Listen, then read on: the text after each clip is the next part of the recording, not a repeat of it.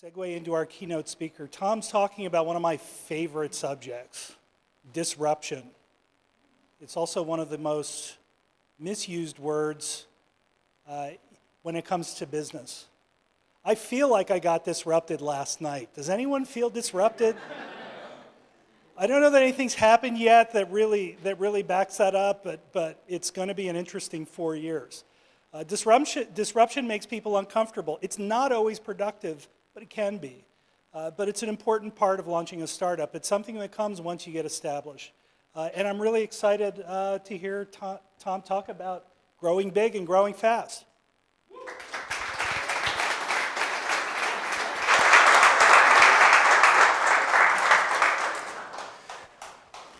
Thank you very much, Mike. Let's just start with a picture. Here we go. All right, everybody happy. Everybody smiling, waving. Perfect. So, Greg, Mike Panissas, Dean Gerhardt, thank you very much for having me here tonight. I'm thrilled to be here at Hub 101. Hub 101 is an amazing incubator. As you can see when you come here tonight, they do everything right. It's a happy group of people doing amazing things. There are like 30 companies being incubated here, and it always feels good to be here. And thank you for all of my friends and family that are in the audience tonight. My wife, Christine, thank you very much for being here. My son, Spencer, right up here in the front row, by the way. And all my other friends and family. It would be like half full if they weren't here, so great. So tonight we're going to talk, as promised, about disruption, to grow big and grow fast. Grow big and grow fast. Okay? Are you a disruptor? Who in here thinks they're a disruptor? Yeah? Okay. Who thinks they're an entrepreneur? Has anybody in here been an entrepreneur in the past? And who hopes to be an entrepreneur in the future? Okay. You know, if you're a disruptor, you can't help yourself. It isn't something that you set out to do. A disruptor doesn't do this. Oh, what can I think of this really? Oh. They don't do it. An idea comes to them, and there's nothing they can do about it. And you'll see some examples of that tonight. What is a disruptor? A disruptor is someone who radically, operative term radically, changes an industry or a business strategy by creating a product or service that creates a new market, a market that didn't exist before. Think about Pringles, chips in a can. Didn't exist before. I'll bet that'll pass the 30-second intro test. Chips in a can, a market maker. So I am a disruptor, but I'm not the guy who starts the companies. I'm the guy who helps the disruptors grow their big ideas. And as Mike said, it doesn't always work. Sometimes you get started down the disruption path when an organization thinks they want to disrupt, and they think, whoa, whoa, whoa, whoa, whoa, wait, no, this is too much. This isn't what we wanted. This is too much for us. Others say, no, this is exactly what we wanted. We know where the target is, and it's way over the horizon, and let's go. So not everyone has an appetite for disruption. It's not for everyone. There are a couple of interesting rules about being a disruptor.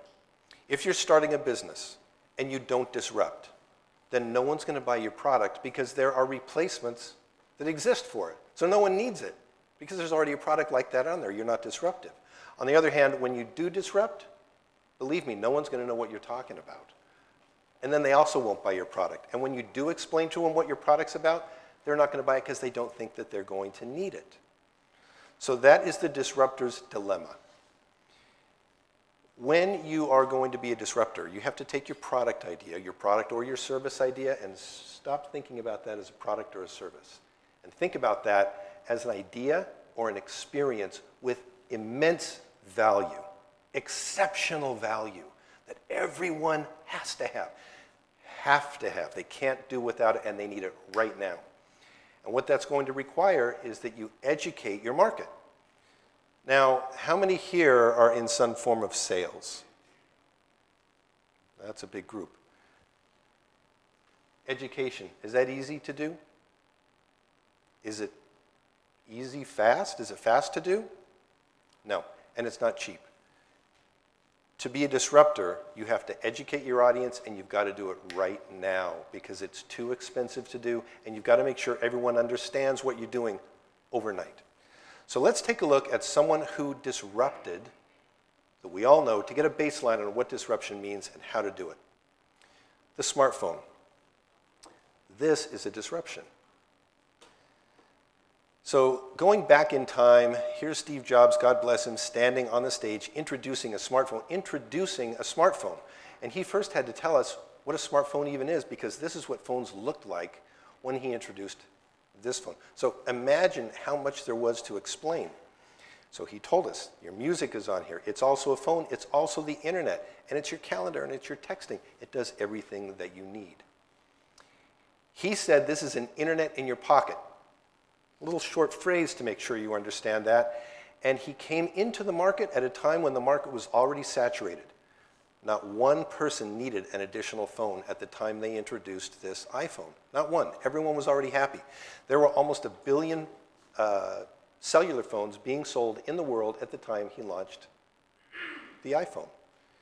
And when he did, he said, you know, there are 957 million phones being used in the world right now. We only want to sell 1%. We only want 1% of that market. That's it, 9 million phones. That's all we want. Now, in 2015, last year, there were only 1.3 billion phones, so the market growth wasn't too huge. But from his 1%, Apple's market share has grown to nearly 50% of that market. And their 9 million phones, which was 1%, has grown to nearly 300 million phones per year. So the value of disruption is enormous. This was their one sheet that explained everything you needed to know about what a smartphone is. Now, what did he disrupt? Here's what was going on. Everyone's heard of the control tabulating and recording company. You've all heard of that, right? No, of course not. Because they hired a disruptor. Because they weren't selling as much as they would have liked. They were doing very well at the time, but they weren't selling as much as they would have liked, so they hired Thomas J. Watson. And he turned them into IBM, and he eventually made them the largest, most valuable company on earth. Now, it took him 75 years to get there between Thomas J. Watson Sr. and Jr. They became the most valuable company on earth, $209 billion. So remember that, 75 years, $209 billion. This is the speed issue we're talking about here. 10 years earlier, these two guys set out to disrupt what IBM was doing. And less than 10 years after that, they had their first disruptive product that they introduced into the market. To make sure that everyone on the Apple campus knew where the disruption was taking place, they flew this flag over the top of the building. This is the famous pirate flag that actually flew over the top of the Macintosh design building. He launched a world-famous commercial introducing the Macintosh that everyone remembers is probably the most famous product launch in history. And that commercial showed us who the bad guys were. They were the other guys. We're not going to be like that. We're going to think different. And he launched a poster series with Gandhi, Einstein, Muhammad Ali, Bob Dylan. We could be like these people if we buy an Apple product. What an aspiration. I want to be like Bob Dylan. So if I buy an Apple product, I can be like Bob Dylan. And with that, he launched a new product regularly with that kind of personality. So here he is back at Apple after he was fired and came back, launching one product after another after another. And what each one of these products were category owners. So even though there was, there was pad technology around, now Apple owned the pad segment. So companies like Apple, companies like Procter & Gamble, they bring out a product and they own that market. There are no competitors when they get started. And then finally, the iPhone. Remember those numbers before? 39 years to get to $750 billion, the new most valuable company on earth. And what they did was they created simple beauty. That's it, simple beauty. Now, one other thing to keep in mind for everyone starting a company, ROM with your cards, if you're selling online, if you're selling bricks and mortar, wherever you're selling, if you're selling in your garage, you need to keep in mind what that environment looks and feels like. If you're selling on the phone, What does that environment feel like? What does that voice sound like? Wherever you're selling, what does your environment feel like? Where do you sell your disruption? Well, this is a place where you sell simple beauty. It's simple, and it's beautiful. You also need to have a philosophy that accompanies you, what you believe at your core, what makes you a unique disruptor. Steve Jobs says the ones who are crazy enough to think that they can change the world are the ones who do. And I find it interesting, too, that here, Greg and Mike call their interns what? Doers. Doers, the ones who do. So those are the ones who change the world. 2 disruptors. We've all heard of these guys. We haven't heard of their company, but we've heard of these guys. By the way, this is like the entrepreneur's experience here, okay? This is exactly what it looks like. 9 years later, Alan and Malcolm Lockheed came along. They thought, okay, there's money in this flying business. After that, Howard Hughes said, all right, here's some speed. John Northrop, okay, I can fly it without tails on it. Chuck Yeager, I can break the sound barrier in it. There was fun for everyone until we finally landed on the moon. 66 years after man first learned to fly. 66 years, we land on the moon with a lot of government money, a lot of trial and error. You know, it's like a lot of people committed everything they had. Now this guy came along in 2002, and in 14 years, has a company valued at $12 billion, and he's the first one to privately orbit the Earth. 12 years. That's 60-some years. Private funding. That's progress. It's crushing the timeline. Charles Roberts, Detroit Electric, anybody? Of course not. So electric cars were some of the first cars. And the reason these were some of the first cars was because it was easy to do and it made sense and everyone could drive them. Women could drive them, men, everyone could drive them. But then roads were being built out in the middle of nowhere and you couldn't charge it once you got out there. So gasoline became a more economic method to go travel out into the middle of nowhere and back again, by the way. So electric cars disappeared for about 100 years until GM resurrected it for about 10 minutes with this electric car. And then that was out of the market until Elon Musk, again, back in the market, says, I'm going to make this not only efficient, but fast and fun. And he did. And within 13 years, he's got the best-selling luxury sedan in America. Within 13 years, best-selling luxury sedan in America. So the power of disruption in automotive. Has anybody heard of these 3 guys? So these are the founders of Starbucks. Jerry Baldwin, Gordon Bowker, Ziv Siegel. They were like educators, right? And they decided they wanted to start a great coffee bean business. And so they did, and they founded Starbucks in 1971. They wanted to grow, like all companies do, so they hired this guy, Howard Schultz, to be their marketing director. And Howard Schultz came on and he said, okay guys, here's what we need to do. We've got to sell cups of coffee. Not just coffee beans and bags, cups of coffee. Ooh, you know, we don't really want to sell cups of coffee, we want to sell coffee beans. But we'll try it. So they tried it for about 10 minutes. And they said, we don't like it. He said, okay, bye. And he left and he started his own line of coffee shops selling cups of coffee. He built 5, 7 of these shops around, and then he came back to Starbucks, and he says, guys, how's it working? They said, we like your concept. We think you should do it here. Here's money. Why don't you buy this? And so he bought it. And he grew Starbucks. And one of the first things he did was change the logo. You see the resemblance? And then he turned his coffee shops into Starbucks coffee shops, and that began to grow like crazy. And here's his philosophy. Don't do things the way they've always been done. Don't try to fit the system. If you do what's expected of you, you'll never accomplish more than others expect. Great philosophy. Then he took coffee out of the logo. And why did he take coffee? Who knows why he took coffee out of the logo? Anybody? He took coffee out. Yes? So it's not pigeonholed to only sell coffee. Perfect. Here, you. That's exactly right. Because he knew that the money was not just in coffee alone. The money was in a whole array of food and drink products that they could sell so that you could have a what? Coffee Oh, an all-star cast. Exactly right. So now when you go into a Starbucks, you know, this Starbucks looks like I'm walking into somewhere in Disneyland. So the Starbucks experience is what they're selling, and it is not limited to coffee alone. So we learn from Starbucks, create an experience. Oh, by the way, these three guys, they started another company that sells beans.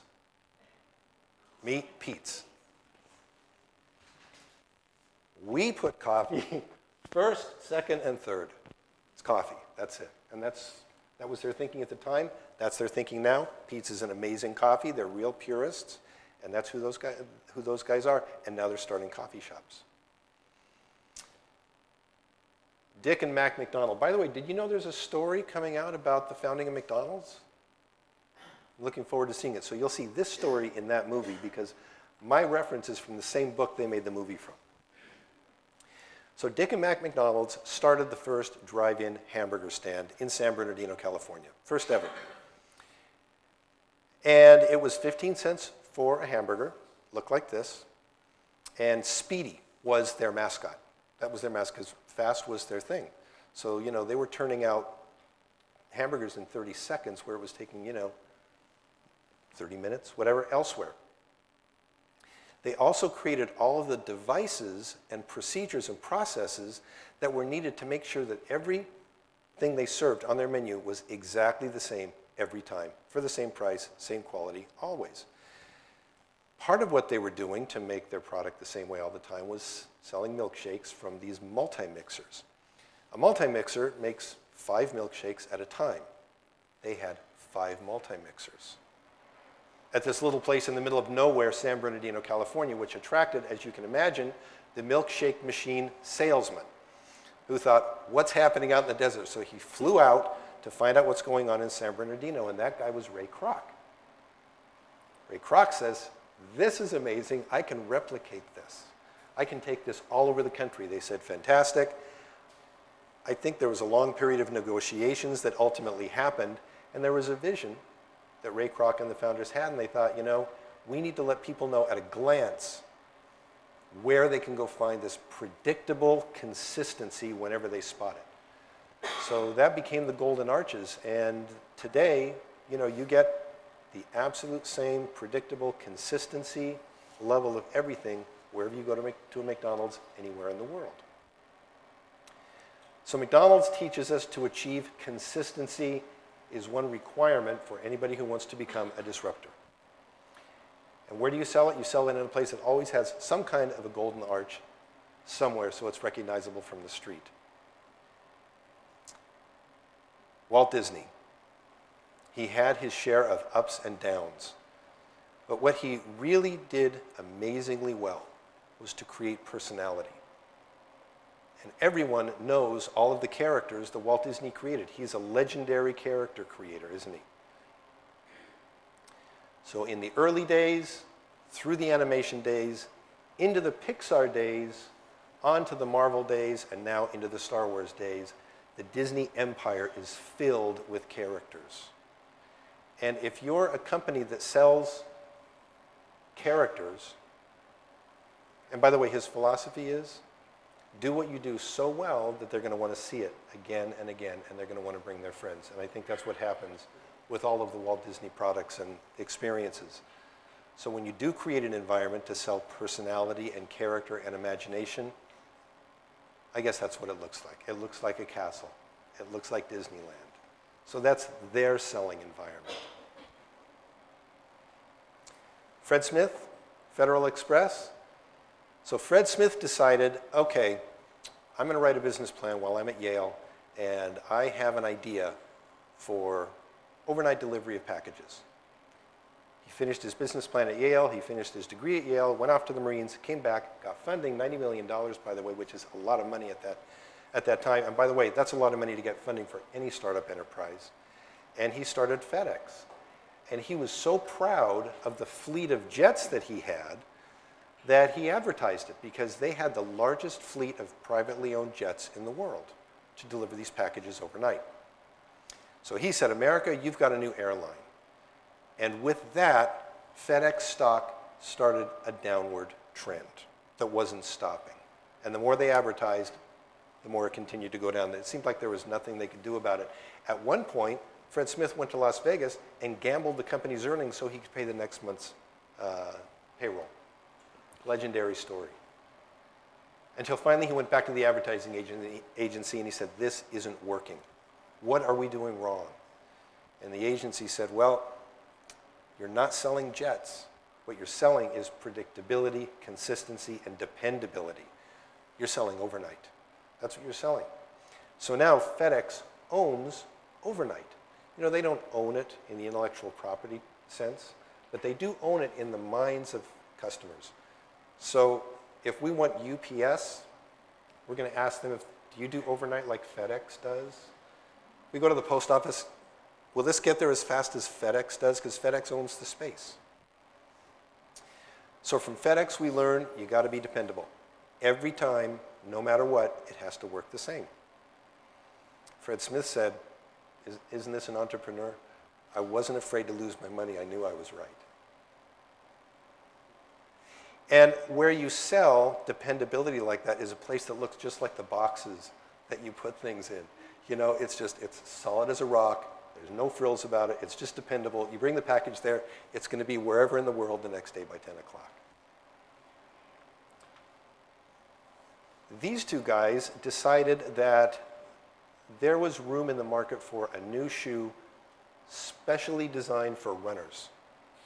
And they really knew what they were doing, and so they created these shoes with waffle soles that really helped runners do what they did best. And they put their distinctive Nike stripe on the side of it, and they said, eat our dust. We have running shoes like nobody else has. And they did, and sales were amazing. But they got pigeonholed in the same way that Starbucks didn't want to do, so they really had to rethink their process. So they looked at their philosophy. They looked inside. You know, what do we believe? Who are we? So they decided, quit making excuses, quit putting it off, complaining about it, dreaming about it, whining about it, believing you can't, worrying if you can, waiting until you're older, skinnier, richer, braver, or all around better. Suck it up, hold on tight, say a prayer, make a plan, and just do it. What that allowed them to do was to break out of the shoe business entirely, and it allowed them to sell every product to every sport on earth, and all the people, like everyone in here, unless there's any professional athletes in the room, I don't think I remember meeting anyone yet, maybe Dean Liddell, I think you might have been before. But other than that, all the people that want to feel like they're professional athletes. So that put Nike in the #1 spot that they've held on to ever since. And they found their place in the world by being authentic to who they are. You know, that was their real mantra. And when you're selling all those products to all those sports, I guess you have to have a huge store with a gigantic Nike swoosh on the front of it to identify yourself. Who's heard of Doheny? Edward Doheny. Who's heard of Edward Doheny? Yeah, a couple people. So Edward Doheny is the guy responsible for making Los Angeles look like this in the early part of the 20th century. This is a picture of Long Beach. This is what the city looked like when we found oil here. And oil fueled the growth of Los Angeles for about 100 years. You know, you can still see the refineries out on Redondo Beach, right? You can still see them there. The beaches don't look quite like this anymore. But that's what Edward Doheny did. He fueled a revolution. Now, this isn't just a disruption. This is a boom. This is an economic boom. And once someone starts a boom, we all have to keep our eyes open for when a boom starts. You can get into that business and become extremely successful. Here are some other disruptors. So here's, you know, directors, producers from New York who decided we don't like the high costs, we don't like the restrictions, we don't like the rules of New York. We want to come to Los Angeles. There's land available in this little town called Hollywood. We're going to go buy land there. The land is cheap, year-round sunshine where we can shoot in these outdoor sound stages that were in vogue at the time because they didn't have great lights at that time. Cheap land available to go buy, land to build the studios on, and natural sets. And Hollywood became a boom. And that was one of Los Angeles's legendary booms. So today, you know, of course, this is Hollywood, and we are known worldwide as the global center of film production, even though we really aren't.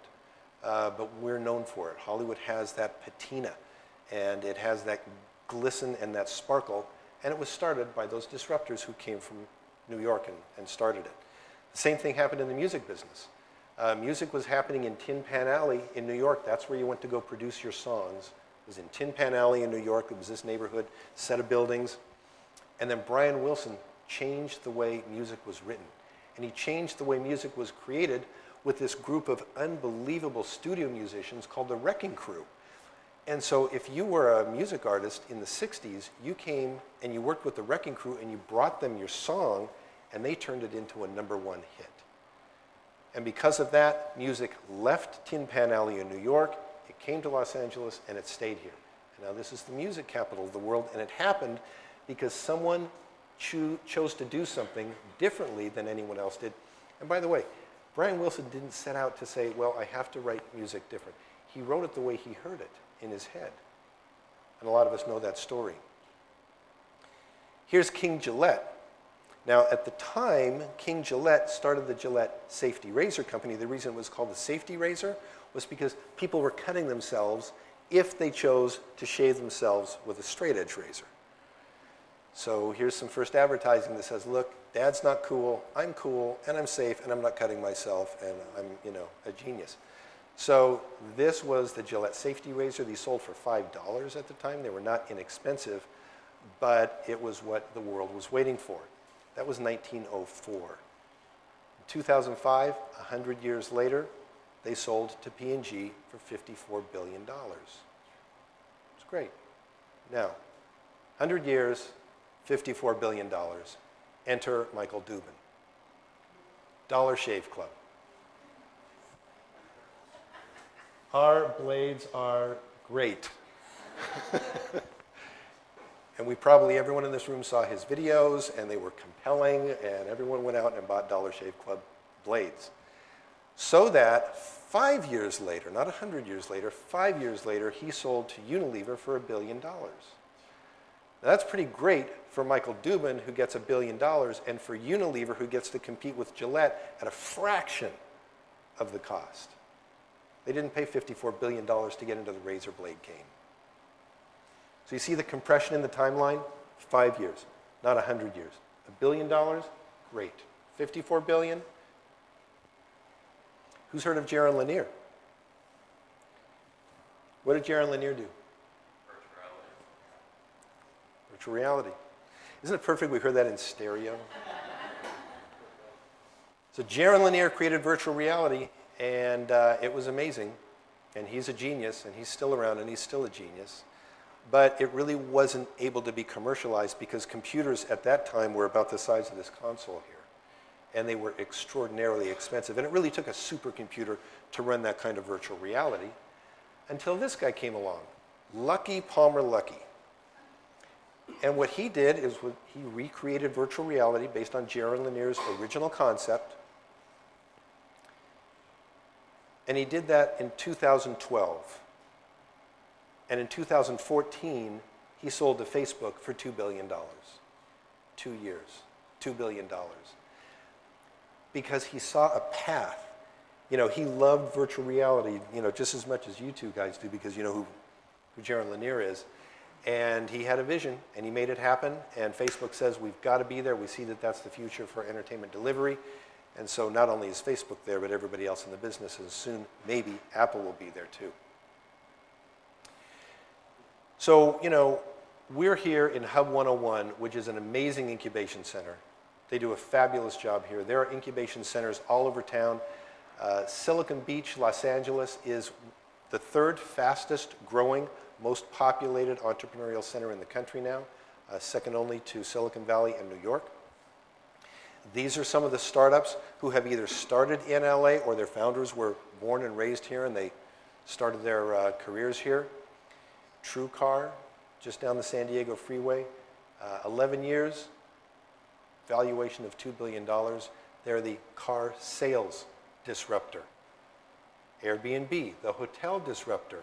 You know, it was within 5 years that they had more rooms for rent than Hilton. And so they disrupted the hotel space, and they still do today. Uber disrupted the taxi space, and they still do today. They're going to disrupt the automotive space because they're in the self-driving car game. They're valued at $62 billion after 7 years. Am I whetting your appetite for business growth? 5 years, $16 billion text disruptor Snapchat, now it's just called Snap. And 4 years to $5 billion valuation for the dating disruptor Tinder. So in summary, number one, have a philosophy. Know what's important to you. Know what you're all about. Because it's got to be core to you. You're not developing anybody else's dream but your own. Number two, make your destination unique.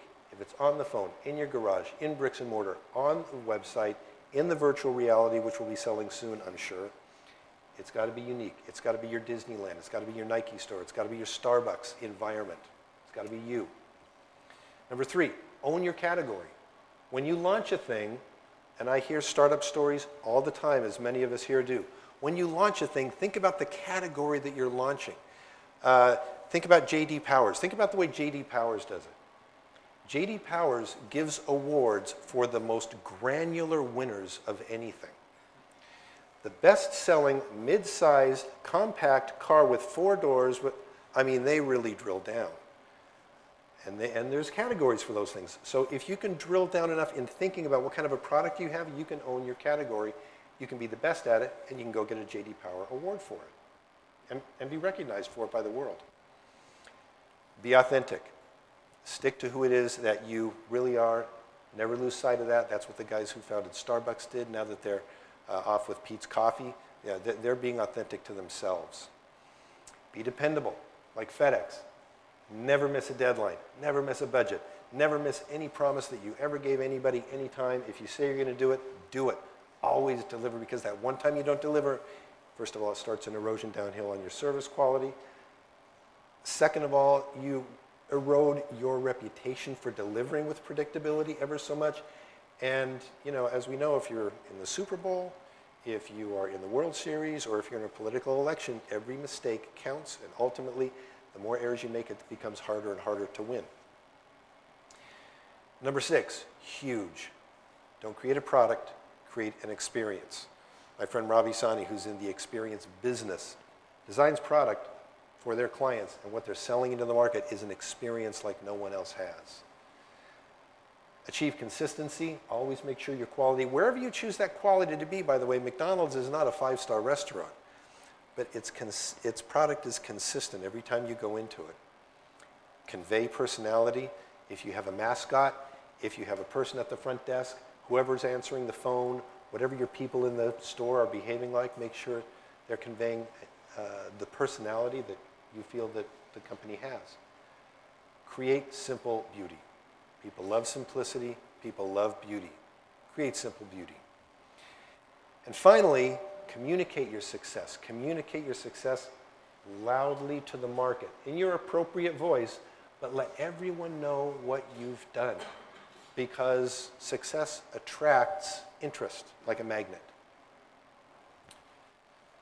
If you do all those things, you can be a disruptor and crush the timeline and have a lot of zeros behind your name. Wow.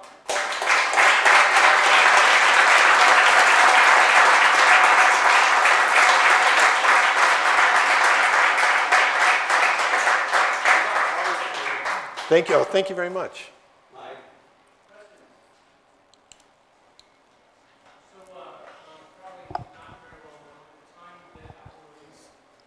At the time that Apple released the iPhone, Microsoft had a product out called the iPad, which did internet, did just about everything. What did it do so terribly wrong that it just got beaten up badly? Great question. Super great question, a very timely question too, because Microsoft has fixed that problem. Microsoft's problem was Steve Ballmer. Steve Ballmer drove sales out into the stratosphere. He was a salesman's salesman, but it was a sales-driven company. And remember what we talked about products being experiences? Steve couldn't get his head around the experience. So what he was selling is product, he was selling commission, he was selling product. Apple was selling an experience. Apple was selling aspiration. Apple was selling Muhammad Ali. Apple was selling beauty. Microsoft could not get their design heads around the beauty equation. They had a very difficult time doing that. So they couldn't sell simple beauty. They weren't simple, by the way, either, because they were a little more open source compared to an Apple product, which was all closed. But what has happened now is Steve Ballmer is gone, and Microsoft are developers again, and they're innovating, and they're surpassing Apple in the innovation game right now. So if you go into a Microsoft store, it's actually interesting. They have those huge pads, they have their Surface pads, they're doing a beautiful job, and Apple, on the other hand, God bless them, is being run by a COO. And the company reflects it. So they're growing, and the stock's doing well, but the innovation is sliding a little. Any other questions? I have a question, I have a comment. Who has a question? Yes? What is your advice to our startup disruptor? Follow these 10 rules. Really, those, there are more. There are more. There are books, great books on, little bite-sized books on being a disruptor. Sketch out your business plan. It doesn't have to be a full-blown 21-page business plan, but put something down in writing, not because you're going to give it to an investor, because you've got to remember where you started, because you're going to lose your place the next day after you write that plan, and you want to go and reference it again, because that's going to keep you on track. Gather your group, gather your posse around you. Have people around you who believe in you, who believe in what you're doing, who believe in the cause. Head down the road together with them, like Dorothy in The Wizard of Oz. Gather them, head down the yellow brick road together. You're going to encounter the woods. But I think making sure that you have your compass set, and then make sure that you have gathered your group around you, around this vision, and then head down the road and follow those 10 rules. Yes? At what point in the disruption do you protect your product with a patent? That's a great question. By the way, Naomi wins the award. Naomi, would you mind standing up for just a moment, by the way, and turning around and facing the audience? So Naomi I thought maybe Naomi was from the Kiwanis Club. But that's her business card. And she wears it as a badge. And it's extremely smart to do. So thank you very much.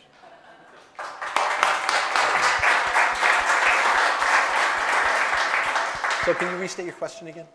At what point in the disruption do you protect your product with a patent? I think some of my business builder friends in the audience will support this notion, and that is that these days protecting your IP isn't what it used to be.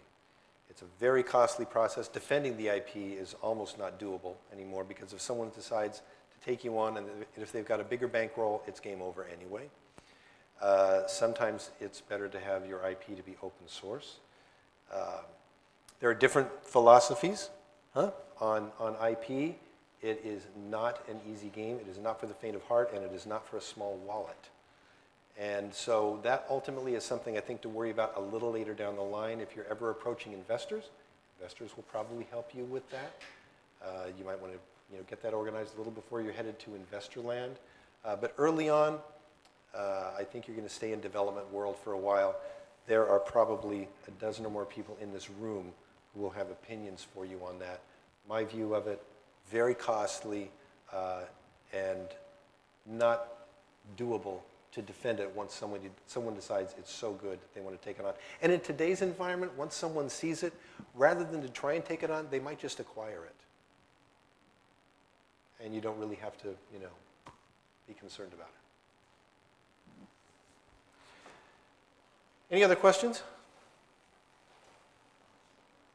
Tom, what do you think are some of the biggest mistakes that we should avoid? As a disruptor, As a disruptor and an entrepreneur? well, that is a super great question. Just the top 20. Just top 10? Oh, okay, thank you for limiting it. Here's the real problem entrepreneurs face. When you're a disruptor and you know you have a different, better way of doing things, and no one understands what you're doing because you have your own unique vision, there are people that are going to try to help you do what you're doing, and you're not going to want to listen to them because they're going to tell you to change it. And the most important thing I think that you need to avoid is not listening to the right people. So that's why, in answer to your question earlier, gather that group of people around you that you know and trust. So at that point where you're not sure what you're hearing to the market, you can ping it off of that trusted group and depend upon their answers so that you can continue to carry on. Because otherwise, as an entrepreneur, it's easy not to listen to anybody and just continue down. And then once you reach the end of some cycle, maybe not as successful as you would have liked, you can easily look back and say, oh yeah, I should have listened to him and her and him and him and him. Okay. Looking backward, it's very easy to see who you should have listened to. But going forward, that's, for many entrepreneurs, almost impossible to do. Does that make sense? Would you agree with that idea? Perfect. Easy to say. Hard to do. Yeah, exactly. I have a question. How do you go about valuing your company as a disruptor if the other companies out there that you're comping your business to are disruptors and you're pre-revenue? There are ways to do that, right? You can go to a book, you can go online, you can figure out a valuation. But actually the valuation is going to be figured out for you by someone who's interested in making some sort of an investment or acquisition. They'll tell you what they think it is, and then it's a negotiation. So you've pre-prepared, and you said, here are my numbers, here's what I think it is, and they're going to say, okay, well, here are our numbers, they're different, and then you're going to have to, see if you can come to a meeting somewhere along the way. So good to do your homework and get a ballpark of what you think. It's like buying a car. Go online, figure out what you want to pay, then you go to the dealer, he'll tell you what you're going to pay, and then you negotiate. Are there any common characteristics of companies that do well or don't do well in an incubator? Not a successful company, but fit in the incubator environment? Boy, that is another great question. I would say that is the answer is largely a character-based answer, because activities in the incubator are pretty prescriptive. It's filled with executives and residents who have been there, they've done it, they know the formulas, they know how it works, and these entrepreneurs that are coming in haven't been through it before, and really it's like going to class. You just need to do what the teacher tells you to do. And if you do it and deliver it on time and come back next week with what I told you to do, they're going to help you succeed. Interesting world, this incubator world, and that is that, sort of gone are the days where the entrepreneur, I was talking to my friend Dean before we started here, the entrepreneur would go, rent a cubicle somewhere, sit there, stare at the phone, maybe try to make some calls, go through the phone book, try and make some other calls, hope somebody would walk in your door. It's not the way it is in an incubator. In an incubator, if you're accepted into that environment by that particular incubator, they want to move you through to funding. And there are funders and investors, angel investors, independent, high net worth individuals, venture capitalists, banks, waiting down at the end of that conveyor belt for incubators to push companies out the other end. So I would say the most important characteristic for the company, because of course there are all kinds of companies, the most important characteristic is that the CEO can listen and follow the rules for the most part, because the rules are all pretty clear and it's pretty step by step. And if you've ever come here, by the way, and seen their demo day at Hub 101, you'll see 6, 8, 10 companies who've done what they've been told, and they make amazing presentations. And there are investors sitting right here on the judges' table that sometimes fund them right on the spot. A little Shark Tank-like. So, we all think we have a great idea, but not all venture capitalists are actually might not be interested in your idea, mainly because it's too small. So how big do you got to be in order to get money? You know, you can get I mean, look at Palmer Luckey with his Oculus Rift. You know, he was in sort of nearly prototype demo phase when he sold for $2 billion. You can have you can have code written. You can have a concept. You can have a business concept, and you can sell your business concept to someone who has the right ability to mobilize that. Because keep in mind too, what entrepreneurs are doing are what big corporations can't do. They're innovating. They're coming up with new ideas, new ways of doing things. The big Unilevers, that's very hard for them to do. So they look for little entrepreneurial companies that have an idea, a product at the breadboard stage, a product at the prototype stage, product at the early market stage. Someone's winning on Kickstarter. You know, Ram is going to sell his deck of cards on Kickstarter. He's 3/4 of the way. He's 1/3 of the way there. Sorry, he's only been on Kickstarter for 3 days. You know, Hasbro might come to him and say, "We want that deck of cards. Come here." Now he's got the deck of cards in his pocket. It doesn't take much to get there. So, TrueCar is a fully built-out company. Oculus was in the prototype stage. Really, the most important thing, I think, in being in this incubator environment is networking like this, meeting people, because a lot of it's based on, you know, do you connect with someone? Okay, I connect with you. What do you do? What do you have? Okay, that's, you know, you have to connect with them at all sort of different levels, personality, product, IP, like that. Is there an expectation for these entrepreneurs who go through an incubator as to what's going to wind up happening to them once they've gone out of the system? Are they going to be cast off to the side and let management take over the product and they're not doing it? Is there an expectation? Yeah, that's a great question. I think most entrepreneurs come in with certain expectations. Most of those expectations, I wouldn't say they're dashed, but most of those expectations are modified as soon as they're accepted into an incubator. But it is usually not the case that once they have their liquidity event and they sell, it's usually not the case that they're kicked out of the company. It's usually the case, usually the opposite is the case. The investor wants to lock that group down and make sure they're going to stay with it for the longer term to run it. Because otherwise they got to go train a whole other group of people to run something that's brand new and no one's ever heard of before. That's a headache. So it's usually the case that if you start something and it's successful and you get an investment, you're going to stay with that for 1 to 3 years at least before you can jump out and go start something else. Time for one more. Anyone have a last question? What are you reading right now? What am I reading right now? I am reading a book called The Lean Startup. Who's read it? Anybody read it? Wow. Yeah. Great. Amazing. It's called The Lean Startup. Yeah, Eric Ries. Yeah, great book. Nice surprise. Great question. Well, thank you very much, Tom. Absolutely.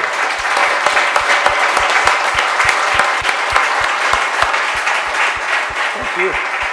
So this is our gift to you when you go on the CSUN campus. You wear it like a cape. Thank you very much. Thank you. I'll wear it proudly. Thank you. Thank you. Yeah, absolutely. Here we go. Where's Gerhard? Bring Gerhard up here. Gerhard. Dean Gerhard.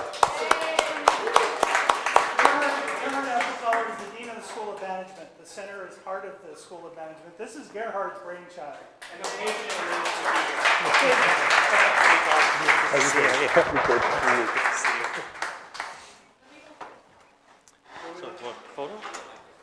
This is cool.